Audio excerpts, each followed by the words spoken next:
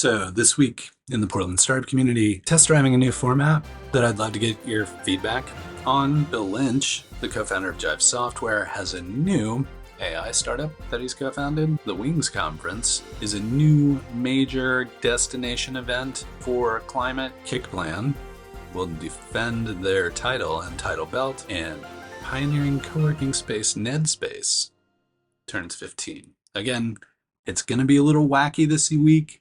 Please hang on for the ride, and looking forward to your feedback to see if this new format or this new experiment is more to your liking. So let's get into it.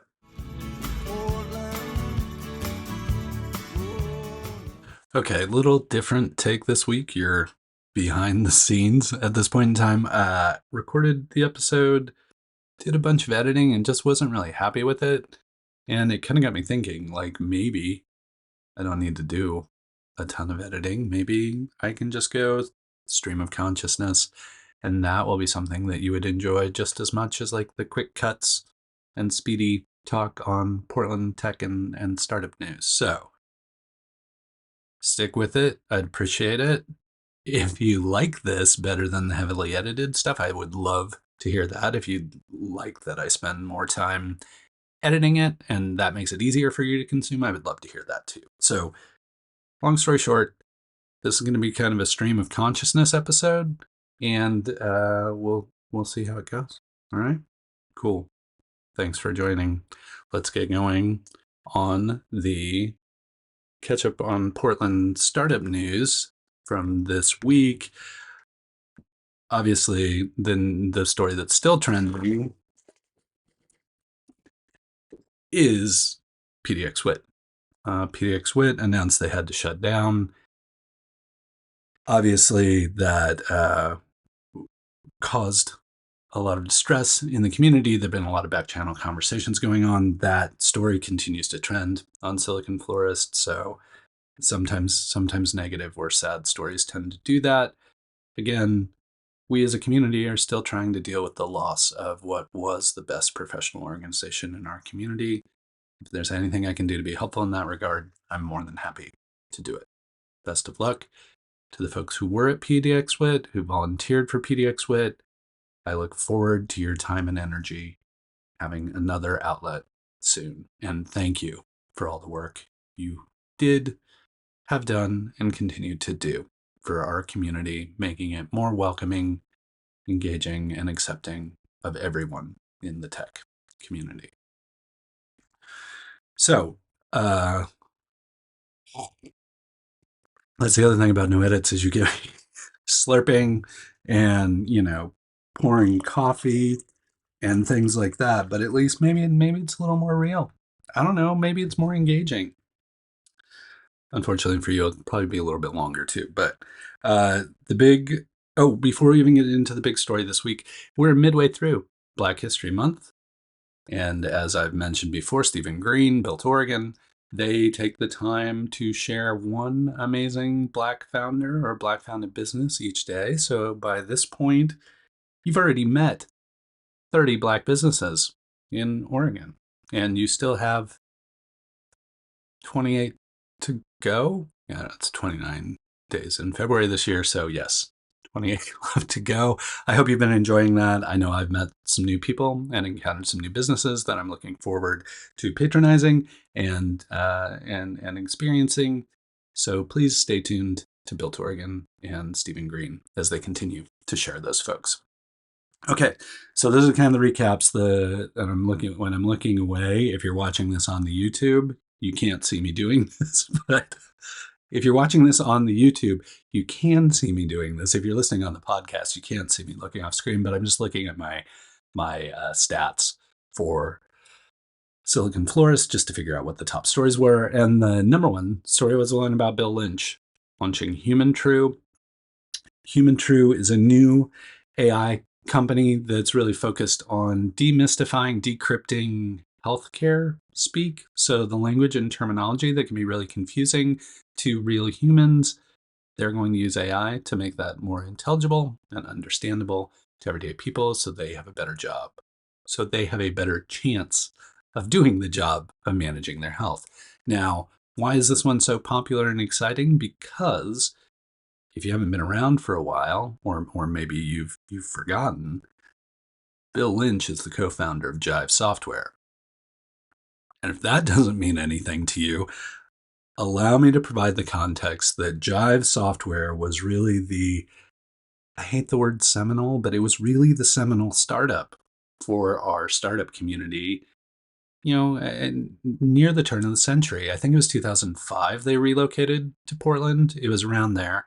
And they really became the juggernaut of a software company in our community, a software startup. They assembled an amazing team.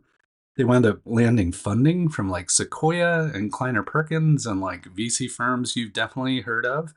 They acquired a number of companies, and then finally they had the opportunity to go public. So I, in my experience, had the opportunity to watch from afar Jive's entire journey, Bill Lynch's journey with that company. And, they remain one of the few standout stories in the Portland startup community where it's really gone full circle somewhat successfully. So I would put Elemental up there as another one that's kind of gone through that entire journey and been super critical to the development and formation of the Portland startup community. So Bill Lynch is a known entity, co-founder of Jive. Now he's co-founder of Human True. I'm really eager to see what he does there. And as always, I like the AI stuff. So I'm excited to see what's happening there. Speaking of things from way back, our friends at Nedspace, the longest running co-working space in Portland, is 15 years old. So what better to do when you turn 15 than hold a celebration, an anniversary for Nedspace. That's happening next week, February 22nd, I believe. I'll link it up so that you have it.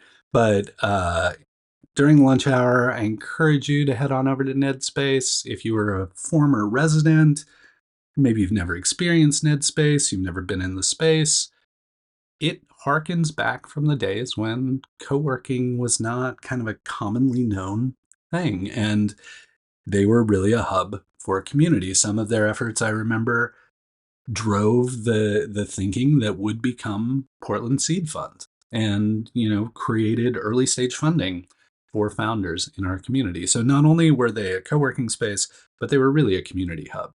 And I know people who worked there back in the early days formed some relationships that still exist to this day. So always happy to hear good things happening for Nedspace. I'd encourage you to swing by and celebrate with them.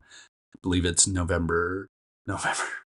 See, this is why I edit. I believe it's February 22nd, but again, I'll link that up. Okay, so maybe swing by Nedspace, celebrate their 15th anniversary, and congrats to Nedspace for keeping it going this long. I look forward to your next 15 years.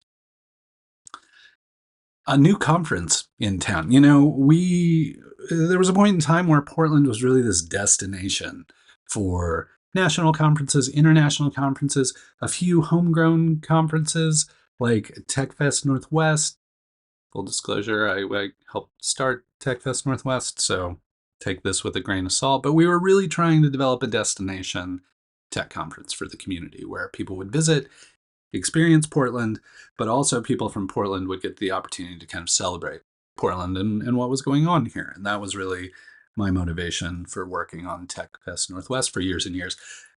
Now, the folks in the kind of climate change, climate tech space are pursuing something very similar with what they're calling the Wings Conference. So the Wings Conference is really a coalition of all the people in the climate tech and the climate community in Portland collaborating to create a destination event. It's coming up in April. If you're interested in climate tech, I encourage you to grab a ticket as soon as you can.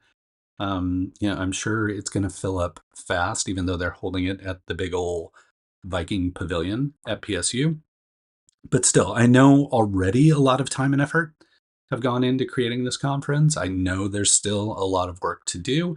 So if having that kind of major event in town is important to you, please take the opportunity to purchase a ticket to the Wings conference, consider sponsoring, and do what you can to support those folks who are creating an amazing conference and really putting Portland on the map in terms of, well, maybe not even putting Portland on the map, reminding people why Portland is on the map for climate and climate tech stuff. So congrats to folks on the Wings conference. I look forward to covering that in April.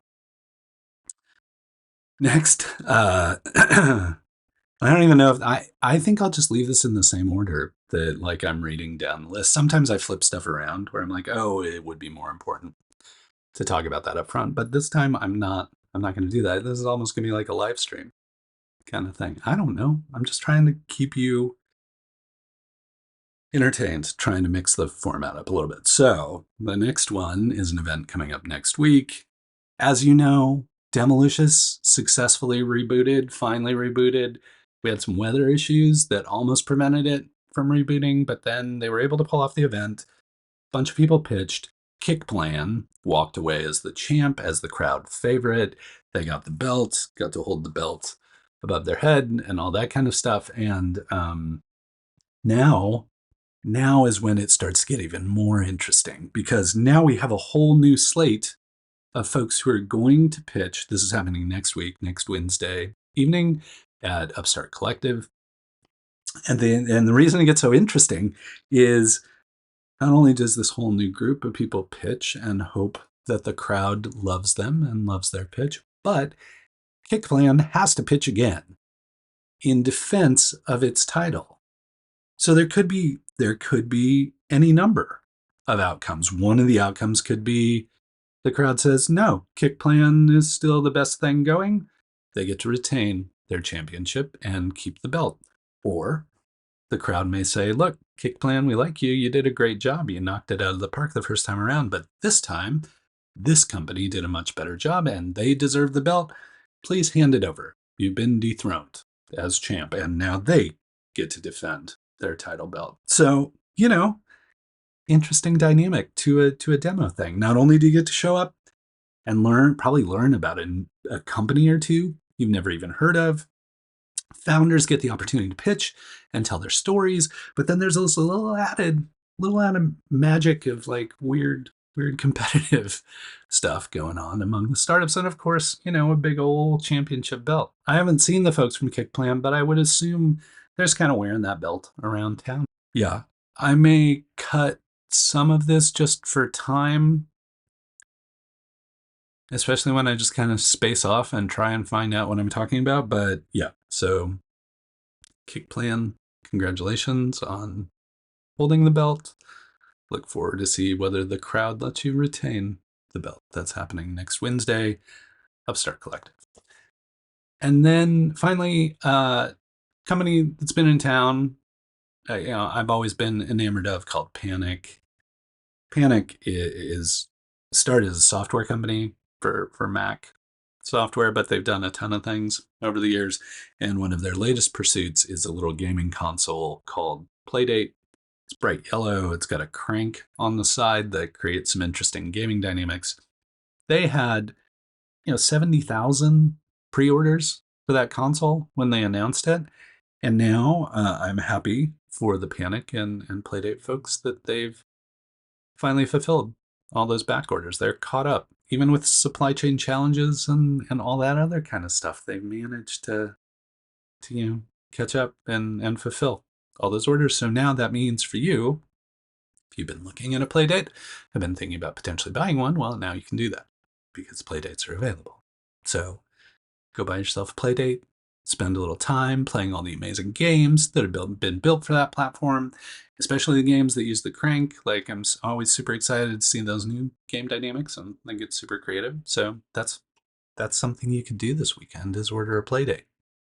And then maybe it inspires you to build a game for the Playdate or something. I don't know, but keep me in the loop. Tell me what you like about the Playdate, and we'll go from there. Cool. Well, that's it. That's Stream of Consciousness for this week. I hope you're doing well. I will definitely go through and chop out some of the long pauses or those kind of things. I'll normalize the audio a bit so it's at least intelligible. And, I always enjoy getting to spend this time with you. Thank you so much for putting up with this new format. Again, if it's interesting to you and you're like, no, I like the stream of consciousness better than the heavily edited version, great. That means I get more time to talk to you and tell you stories about what's going on in the Portland startup community and have to spend less time in post-production cleaning everything up and chopping all the stuff up and moving things around. So I would just love to hear your feedback on that. And as always, if this has been interesting and this is like something you'd like to tune into on a regular basis, either on your favorite podcast platform or YouTube, please subscribe. Just subscribe and I'll keep you in the loop on what's going on with Portland startups and tech and all that kind of stuff. Okay? Cool. Thank you. Thanks for coming. As always, it's good to see you. I hope you're doing well and hanging in there. We're midway through February. We're making it. We're getting there. So, yeah, again, hang in there. Glad you're here. And until we get the chance to hang out again, please keep up the good work.